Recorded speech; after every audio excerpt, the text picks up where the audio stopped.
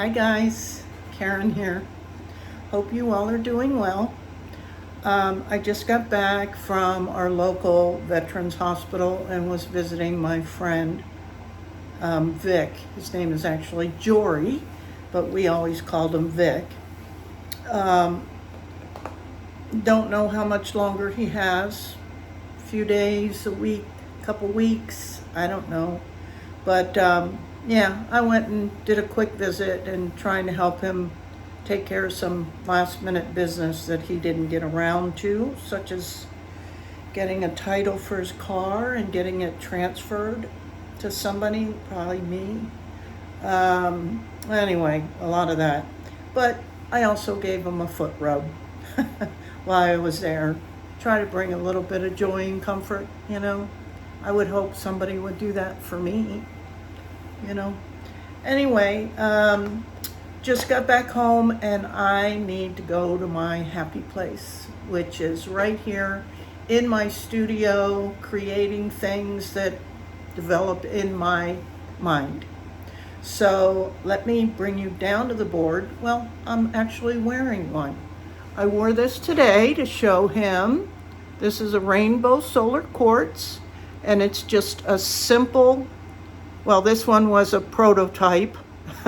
I found the scrap piece that I think I was working on the spider webs last Halloween and had this scrap piece that I never used and was laying in bed one night and was like, I wonder if I can use that to do like a prong setting like they do in silversmithing. So that's the first one I did, and I absolutely love it. I also took the opportunity on the prongs to do some of the rubber stamping and then highlighted it. What do you guys think? I love it. And he really dug it too. The nurses were commenting on it. So I think these will be, you know, a good seller. So let me take you down to the bench and I'll show you what we're gonna do. And before I get into it, a couple of bits of business. A big thank you and shout out to Michelle F. She bought me a cup of joe and I really appreciate it. Thank you so very much. And for anybody else who's looking for ways to help support my channel, if you'll click on the more button under the video and then scroll down, you'll see, you know, the Buy Me a Coffee platform, as well as you can simply click on the super thanks, which is also below the video. And I even have 3 tiers of membership in the Buy Me a Coffee. So, and I appreciate it. It all helps, trust me, all of it. And I am grateful. So there's that. And here's the piece I just showed you. Simple, but I love it. Really showcases the stone. And the other thing that you'll probably note, I think it was, I made a ring out of one of these rainbow solar quartz and did the taping around it. And when you put too much heat on these dyed stones, they really, really lose a lot of the vibrancy of the colors.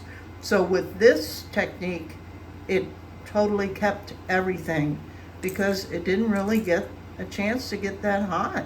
Only when I was doing the stamping, and you know how quick that goes.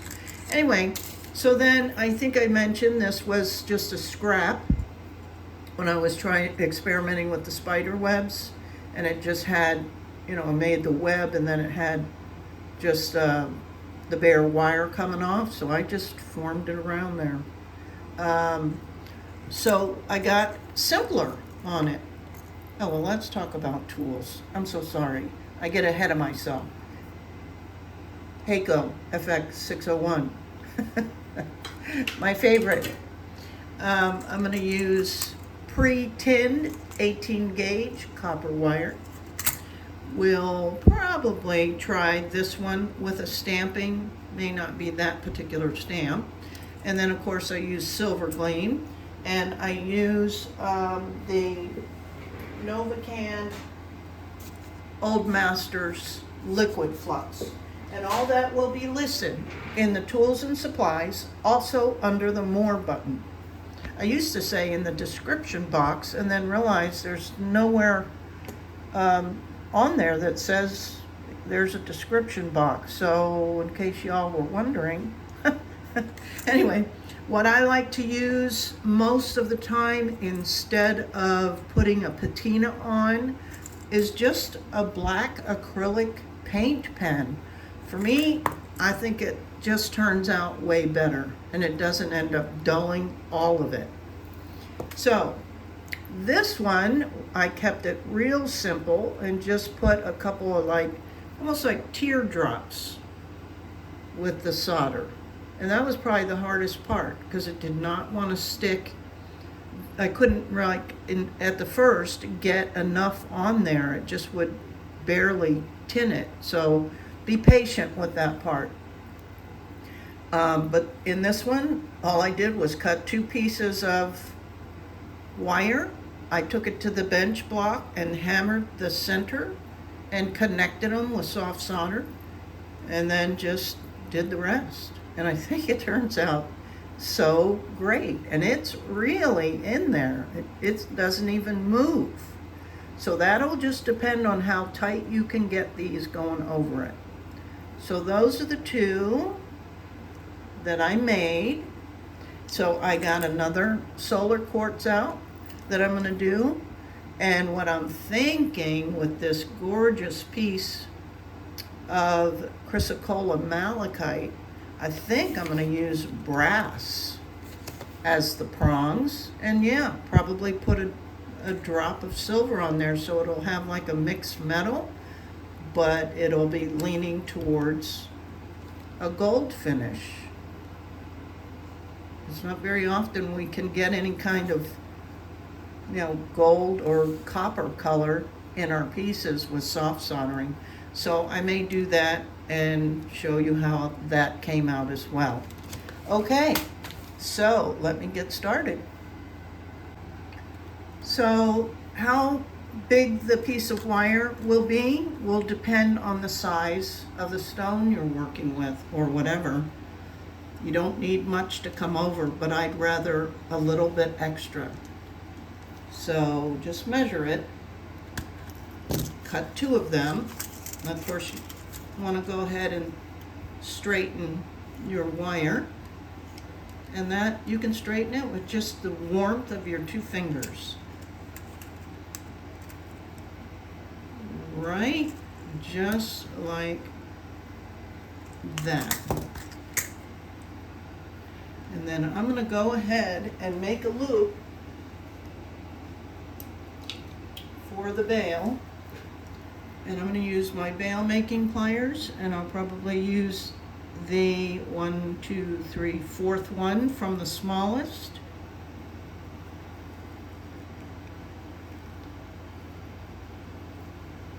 Right? Just a loop. And then you'll find the best place. I try to find a little notch that this can sit down in. And of course we want it to look decent. So that'll work. In fact, I'm going to take a marker and put a little mark on the stone so I know that's where I want the bail. And then I'm going to flip it over and mark the center of the wire, because that's where I want to flatten it, right? And then I'll just use this to keep that upright. And knowing that's the center, and you'll want about the center of this as well. And you can give it a little mark. Right? And I'm going to take this over to the bench block and I'm just going to flatten, I don't know, 1/4 inch or so of both these wires right in the center where I marked it. And I'll be back. Okay, got my iron will just take a second to heat up, but you can see where I flattened that, where I marked it on both pieces, right? Set that up that way, put one on top of the other, give it a little bit of flux.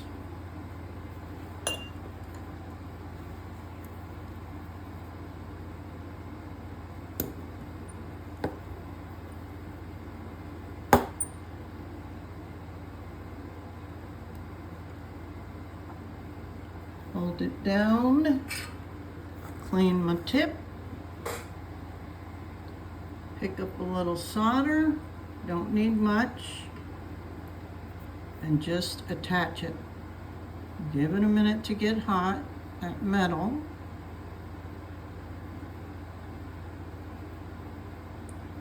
Right? And that's that part. Once that cools, I'm going to take it back over to the bench block and I'm going to flatten a little bit more all the way around so it sits nice and flat on the back.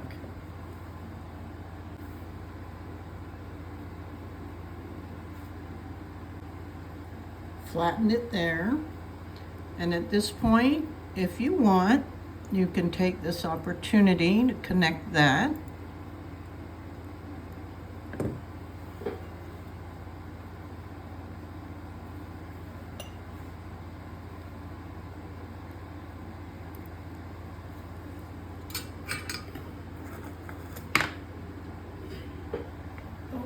Sorry about that.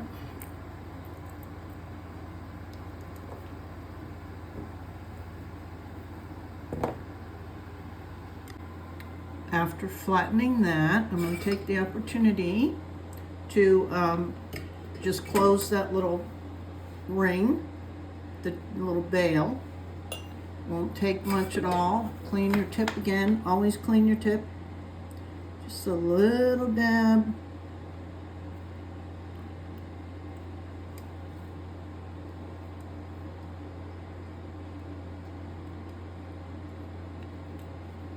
That's all you need. And sit that down in there where we wanted it.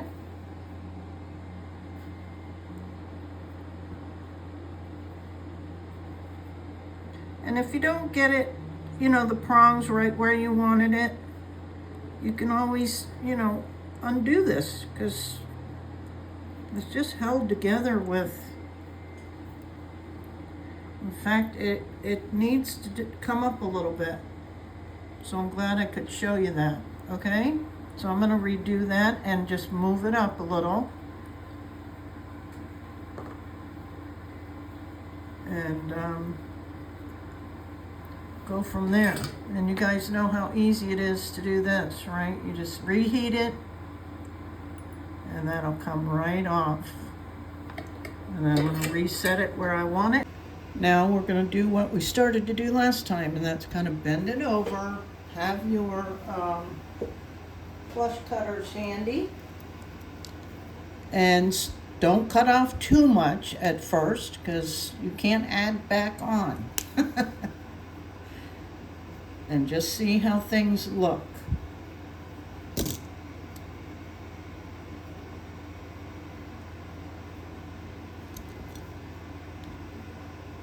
This really could just be considered a beginner's project. It's, so simple, but a good way to experiment.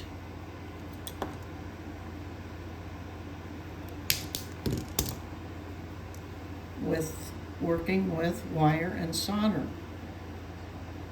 Now, I think I'm going to cut them all a little bit shorter,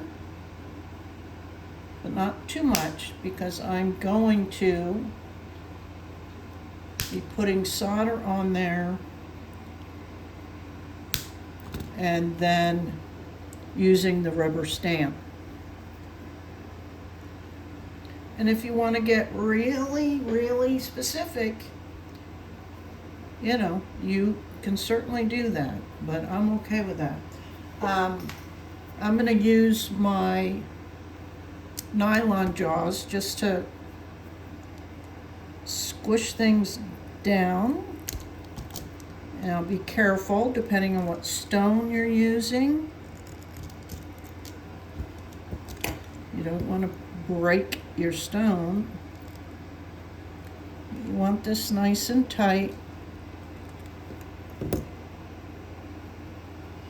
You can even take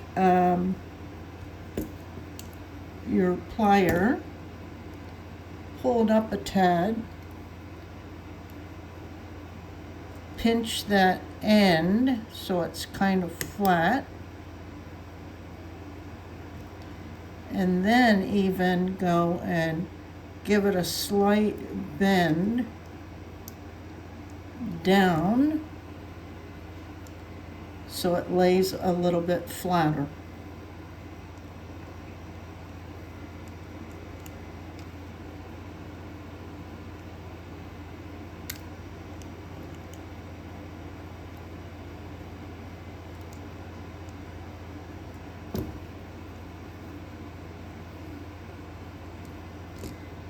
Right?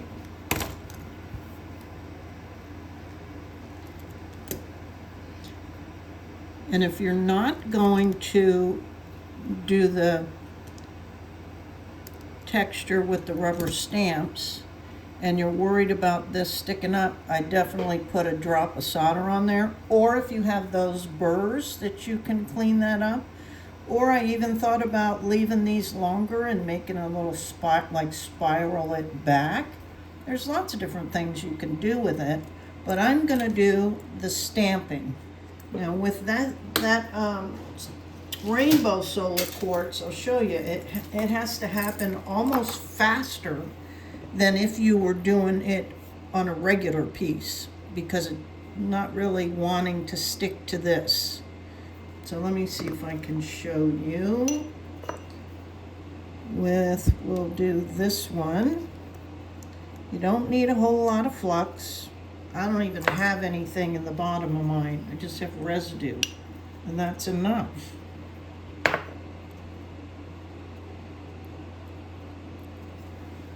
Okay, I'll clean my tip.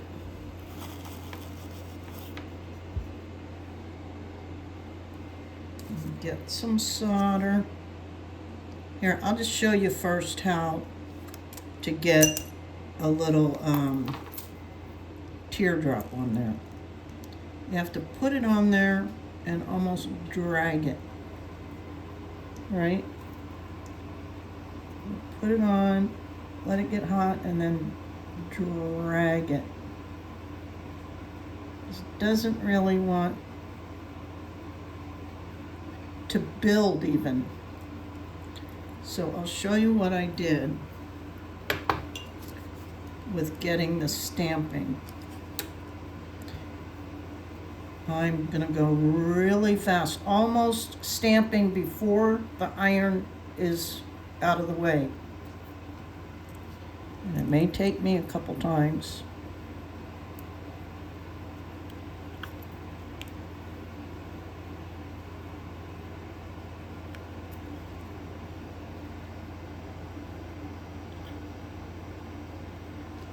Get some more.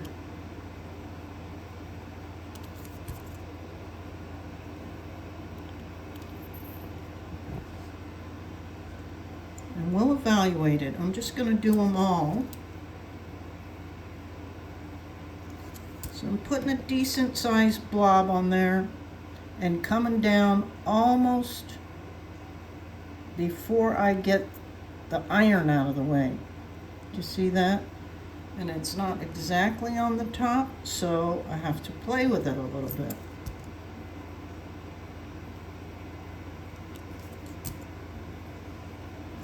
Maybe swipe the solder off the other side, like that.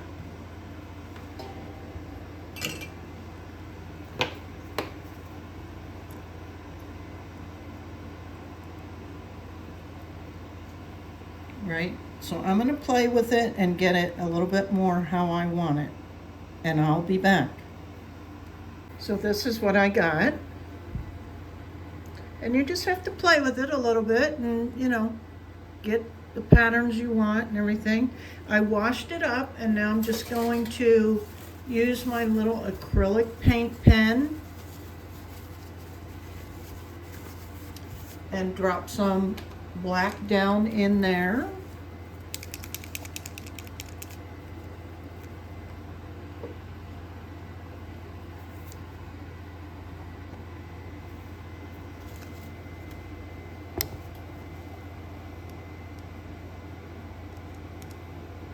I love these because you don't have to do the whole thing, and they're easy to clean up, and you just put it where you want it.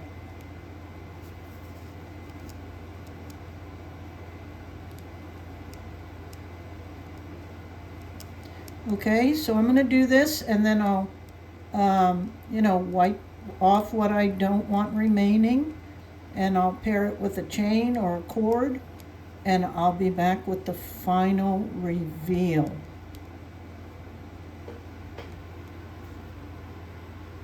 Here we go. Here's the final piece. Isn't she cute?